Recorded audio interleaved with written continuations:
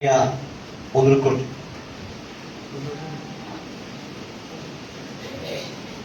আজকের এই সম্বর্ধনা সভায় উপস্থিত এই জেলা পরিষদের সম্মানিত সভানেত্রী, উপসভানেত্রী, আমার ঠিক বাম পাশে উপস্থিত আমাদের জেলার আলগাপুর কাটলিছড়ার নবনিযুক্ত বিধায়ক ভাই জুবের নাম, মঞ্চ উপবিষ্ট বিভিন্ন জেলা পরিষদের প্রতিনিধিবৃন্দ, আমার দলের প্রাক্তন সভাপতি স্বপন দা, হাইলাকান্দি মিউনিসিপ্যালিটির চেয়ারম্যান সম্মানিত মানব দা এবং আমার সম্মুখে উপস্থিত এই জেলা পরিষদের স্থায়ী অস্থায়ী কর্মীবৃন্দ এবং নাগরিকবৃন্দ এবং বিভিন্ন দল সংগঠনের কার্যকর্তাবৃন্দ, একটা জিনিস আমাদের সবাইকে মনে রাখতে হবে এবং এইভাবে যদি আমরা শুধু মনে রাখা না, যদি আমরা অঙ্গীকারবদ্ধ হই যে আমরা টিম হাইলাকান্দি হিসাবে কাজ করব, তাহলে আমরা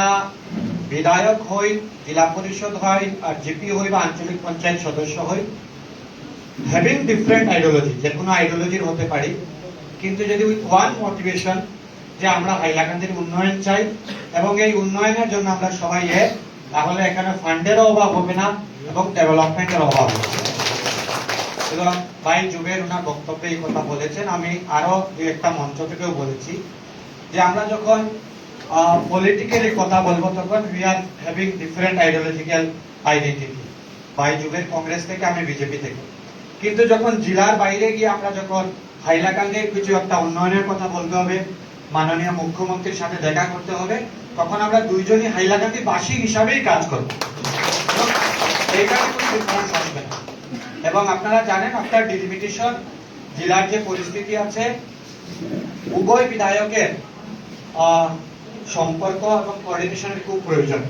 কারণ আমরা আলগাপুর যে মেগা পিএইচির কথা বললেন, এই মেগা পিএইচিতে কাল জুবে ভাই পরিদর্শন করেছেন। এই মেগা পিএইচি থেকে আলগাপুর বিধানসভার অনেক জিপিতে জল আসে, তার সাথে সাথে আমার বিধানসভারও অনেক জিপিতে জল আসে। ঠিক সেইভাবে আমার বিধানসভাতে মেগা পিএইচি আছে, যেখান থেকে আলগাপুর বিধানসভার অনেক জিপিতে জল যায়। সেই জন্য কোঅর্ডিনেশনের প্রয়োজন আছে এবং আমি বিশ্বাস করি যে আমাদের দুইজনের এই মানসিকতা আছে যে দুইজন এই বিষয়ে আমরা কোঅর্ডিনেশন রাখবো।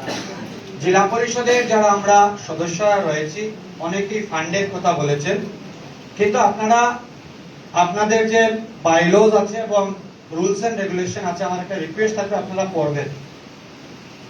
56টা বিভাগের আপনারা চেয়ারপারসনের দায়িত্ব আপনাদের উপর রয়েছে। অনেকগুলা পাবলিক হেলথ সেন্টার রয়েছে যেখানে আপনারা চেয়ার, এইগুলাতে আপনাদের ভিজিটের প্রয়োজন।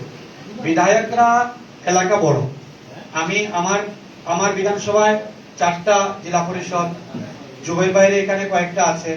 তো সেই জন্য বিধায়ক হিসাবে আমরা সব হসপিটালে চলে যাব, সব স্কুলে চলে যাবো, এটা সম্ভব নয়। যারা জেলা পরিষদের সদস্যরা আছেন আপনারা, আপনাদেরও দায়িত্ব এবং আপনারা পাবলিক রিপ্রেজেন্টেটিভ হিসাবে এটা করতে হবে, প্রতিনিয়ত আপনাদের রুটিনে এটা রাখুন। একটা স্কুলে যাবে, হসপিটালে যাবে, সরকারি বিভিন্ন অফিসের অবস্থা খারাপ আছে। অনেক সরকারি অফিসে বার্থ সার্টিফিকেট ইস্যু করতে হলে পয়সা নেই। যখন একজন জেলা পরিষদ সেই অফিস ভিজিট করবে, তখন দেখবেন সেই ব্যবস্থা বন্ধ হয়ে যাবে। যারা এইসব কাজের সাথে যুক্ত আছে তাদের মনে একটা ভয় আসবে। সো আমরা শুধু ফান্ড না বলেও আমাদের অনেকটা দায়িত্ব আছে, এগুলো আমাদের বোঝা প্রয়োজন আছে। ফান্ডের ব্যবস্থা নিশ্চিত রূপে আমরা করব। আমাদের এমএলএডিএস ফান্ড জুলাই মাসের পরে আমাদের ফান্ড রিলিজ হয়ে যাবে। আমরা সেই ফান্ড থেকে জেলা পরিষদদেরকে বা আপনারা এককভাবে যে আমাদেরকে প্রপোজাল রাখবেন, সেই বিষয়ে কি সাহায্য করা যায় আমরা দেখব। তার বাইরে জেলা পরিষদ সদস্যদের যদি কোনো বিশেষ প্রপোজাল থাকে, হয়তো বিধায়কের তরফ থেকে সেই প্রপোজালের জন্য আর্থিক সহায়তা দেওয়া সম্ভব হবে না, কিন্তু মাননীয় মুখ্যমন্ত্রীর কাছে সেই স্পেশাল প্রপোজাল আমরা দুইজন বিধায়ক, আমরা জেলা পরিষদের যারা সদস্যরা রয়েছে সবাই মিলে পৌঁছাবো। এবং আমরা খুব সৌভাগ্য যে আমরা একজন গার্জিয়ান মিনিস্টার, অভিভাবক মন্ত্রী এবার যেটাকে আমরা পেয়েছি, উনি রাজনৈতিকভাবে হাইলাকান্দি জেলার সাথে অনেকদিন ছিলেন। মানে তাপাং এরিয়া আমাদের হাইলাকান্দি জেলার সাথে ছিল, তাপাং অঞ্চল আগে আলগাপুর বিধানসভার সাথে ছিল। এই জন্য এই জেলার যেগুলা সমস্যা আছে সেই সমস্যাগুলোর সাথে উনি অনেক ওতপ্রোতভাবে জড়িত।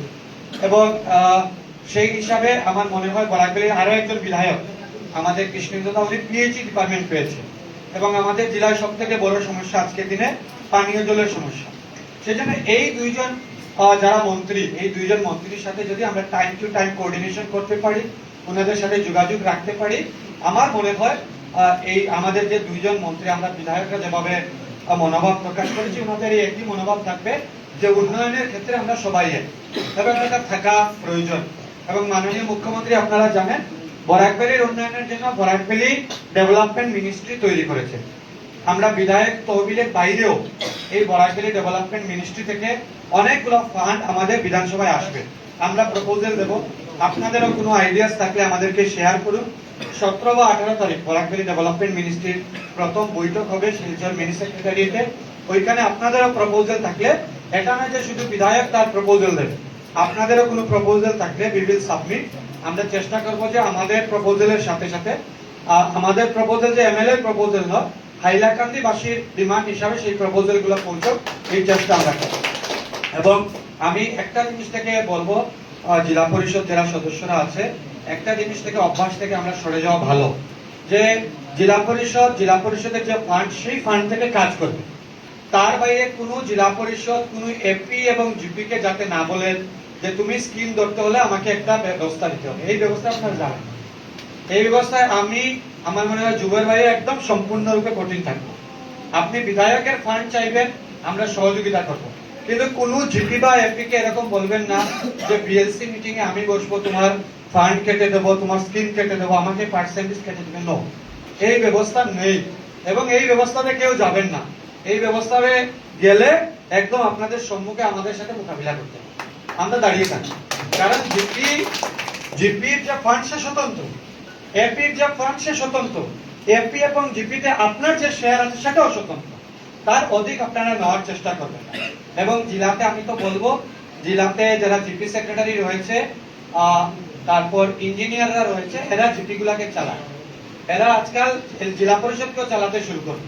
এই জন্য আমাদেরকে সতর্ক থাকতে হবে যে অনেক জিপি সেক্রেটারি ভালো কাজ করে, অনেক ইঞ্জিনিয়ার ভালো কাজ করে, কিন্তু তার বাইরেও আমাদের এই ব্যবস্থার মধ্যে একটা সিন্ডিকেট রয়েছে। আমি বলছি আপনাদেরকে, একটা সিন্ডিকেট রয়েছে। আমি বুঝতেই পারবো না যে জেলা পরিষদ জিপিতে এপিতে 30% ফান্ড কেটেই রেখে দেয়, 30% ফান্ড কেটে রেখে দেয়, হয়তো এটাতে বলে দেবে যে বিধায়ককে 5% দিতে হবে। এইভাবে হয়, একটা সিন্ডিকেট আছে। আমি যতটুকু বুঝলাম, আমার প্র্যাকটিক্যাল অভিজ্ঞতা থেকে বলছি, তো এই ব্যবস্থাটাকেও ভাঙার প্রয়োজন আছে।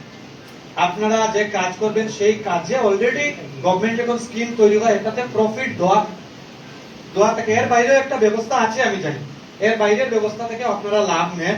কিন্তু যারা জিপি সেক্রেটারি আছেন, জিআরএস রা আছেন, ইঞ্জিনিয়ার আছেন, কোন ব্যক্তি যাতে প্রধানমন্ত্রী আবাস, একটা গরিব একটা প্রধানমন্ত্রী আবাস পাবে, তার যাতে সেই প্রধানমন্ত্রী আবাস থেকে যাতে কেউ 1 টাকা নেয় না। যদি সেই প্রধানমন্ত্রী আবাস থেকে 1 টাকা নেয়, then I am the first person, সেই ব্যক্তির সেলফ এক্সপ্লেনেটরি কপি নিয়ে আমি আপনাদের নামে কেস করব। এবং আমি বলছি, আগের বিধায়কদের অভ্যাস রয়েছিল যে জিপি সেক্রেটারিকে নামে কমপ্লেইন করা, এবং রাত্রিবেলা জিপি সেক্রেটারি গেলেন, বসলেন এবং কম্প্রোমাইজ এবং পয়সা নেওয়া। এটা আমাদের ক্ষেত্রে হবে না। যদি কোনো একদম সত্যিকারের যদি কেউ প্রধানমন্ত্রী আবাস পাওয়ার অধিকারী থাকে, অরুণোদয় পাওয়ার অধিকারী থাকে, রেশন কার্ড পাওয়ার অধিকারী থাকে, এবং তার ব্যবস্থায় যদি কোনো জিপি সেক্রেটারি, কোনো ইঞ্জিনিয়ার, কোনো জিআরএস পয়সা নেয় না, ব্যবস্থা নেন আপনারা, আমি জানি না, আজকে থেকে এই ব্যবস্থা বন্ধ করে নেন। যদি আমাদের কাছে এই ধরনের, আমাদের বলতে আমি ভাই জুবেরের কথা বলছি, আমাদের কাছে যদি কোনো কমপ্লেন আসে, তাহলে আপনাদের সবার স্থান জেলের ভিতরে হবে, এইটাতে কোনো কম্প্রোমাইজ নেই। এবং আমি একটা কথা বললাম, আপনারা আমাকে যারা ভালো করে জানেন, আমার এখানে আমার ইউনিভার্সিটি, আমার সহকর্মী রয়েছেন, আমার সতীর্থ রয়েছেন, আপনারা আমার ইউনিভার্সিটি লাইফ থেকে দেখবেন আমি ফাইটার, আমি কম্প্রোমাইজ করি না। কম্প্রোমাইজ আমাদের ডিকশনারিতে নেই, যে আর কম্প্রোমাইজ হবেও না। এই জন্য খুব সতর্কভাবে কাজ করবেন। আমাদেরকে আপনারা ইয়ং এনার্জেটিক বিধায়ক বলছেন, এই ইয়ং এনার্জি যেটা আছে, আমরা সম্পূর্ণরূপে জেলার ডেভেলপমেন্টের কাজে লাগাবো এবং টিম হাইলাকান্দি হিসাবে কাজ করব। এইখানে সেক্রেটারির সহযোগিতার প্রয়োজন আছে, ইঞ্জিনিয়ারের সহযোগিতার প্রয়োজন আছে, জিআরএস এর সহযোগিতার প্রয়োজন আছে, জেলা পরিষদ, বিধায়ক, সবার সহযোগিতার প্রয়োজন আছে। এবং আপনারা আরেকটা জিনিস মাথায় রাখবেন, দিস ইজ অ্যাসপিরেশনাল ডিস্ট্রিক্ট, এটা একটা অ্যাসপিরেশনাল ডিস্ট্রিক্ট। এই জন্য সেন্ট্রাল গভর্নমেন্টের অনেকগুলো ফান্ড এইখান থেকে আসে, আমরা সেই ফান্ডগুলোর কথা বলতেই পারি না। অনেক অফিসাররা নিজের মতো করে কমিটি তৈরি করে সেই ফান্ড ইউটিলাইজ করে, এই বিষয়ে জেলা পরিষদ সদস্য যারা আছেন তাদেরকে সতর্ক থাকতে হবে। তো সব মিলিয়ে আমরা একটা টিম হাইলাকান্দি হিসাবে কাজ করব এবং আমি নিজে ব্যক্তিগত অনুভব থেকে বলছি আমাদের জেলা যেভাবে এগিয়ে যাচ্ছে আমরা অনেক এগিয়ে যাব। জেলার একটা বদনাম রয়েছে, একদম আমি মঞ্চ থেকে দাঁড়িয়ে বলছি, হয়তো বিকেলবেলা কেউ আমার বিরুদ্ধে স্টেটমেন্টও দিতে পারে। আমাদের বিধায়করা এই জেলা যে পর্যায়ে নিয়ে গেছে, হাইলাকান্দি জেলাকে জোকস বানিয়ে রেখে দিয়েছে। হাইলাকান্দি জেলার নাম নিলে মুখ্যমন্ত্রী বা বাকি মন্ত্রীরা চেয়ারে বসে আনন্দ নেন, হাইলাকান্দি জেলার কথা আলোচনা করে, not in a good way, in a very bad way, আলোচনা করে জোকস করে এই জায়গা থেকে জেলাকে অনেক উপরে উঠাতে হবে। এই জেলাতে যারা প্রতিনিধিত্ব করেছে, গৌতম রায়ের মতো ব্যক্তিত্ব এই জেলাতে, শহীদুল আলম চৌধুরীর মতো ব্যক্তিত্বরা এই জেলাতে প্রতিনিধিত্ব করেছেন। এই জেলার একটা মান ছিল, এই জেলা একসময় সমস্ত আসামকে জেলা কন্ট্রোল করত। সেই জন্য এই পর্যায়ে আবার জেলাটাকে নিয়ে যেতে হবে। এই জেলাতে একটা মেডিকেল হবে, একটা ইঞ্জিনিয়ারিং কলেজ হবে, একটা ক্যান্সার হসপিটাল হবে, একটা ইউনিভার্সিটি হবে। আমরা দুইজন বিধায়ককে মিলে সবাইকে মিলে জায়গা নির্ধারণ করতে হবে। এই জেলাতে আপনারা শুনলে আশ্চর্য হবেন, 14-15 বছর সম্ভবত হয়ে গেছে আমাদের একটা ডিগ্রি কলেজ আমরা বানাতে পারি। 35 কোটি টাকা সম্ভবত ফান্ড পড়ে রয়েছে, আমরা বানাতে পারি না। লড়াই, এই বিধায়ক বলে এখানে হবে, আরেকজন বিধায়ক বলে এখানে হবে, আরো 2-3টা দল সংগঠন আছে, এদের তো কাজই এটা আন্দোলন করা। এখানে একটা ক্যাবি হবে, ক্যাবির জায়গা বিগত 7 বছর থেকে আমরা ক্যাবির একটা জায়গা নির্ধারণ করতে পারছি না। আমরা সবাই লিডার, আপনারা বলুন, আমরা জনপ্রতিনিধি হয়ে এইসব যে কার্যকলাপ হচ্ছে, আমাদের জনতার জন্য যে ব্যবস্থা আসছে, এগুলো আমরা দিতে পারছি না। আমরা নিজেদেরকে প্রশ্ন করা প্রয়োজন। এই জন্য আমরা সবাই মিলে কাজ করতে হবে। এতগুলো 4-4টা ইনস্টিটিউশন হবে। এই আমরা Pandit Deendayal Upadhyay model degree college তাড়াতাড়ি বানাতে হবে। এখানে ক্যাবি হবে।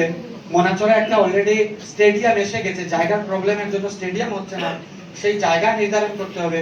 হাইলাকান্দি যে ডিসি অফিস, সেটাকে ইন্টিগ্রেটেড ডিসি অফিস বানাতে হবে।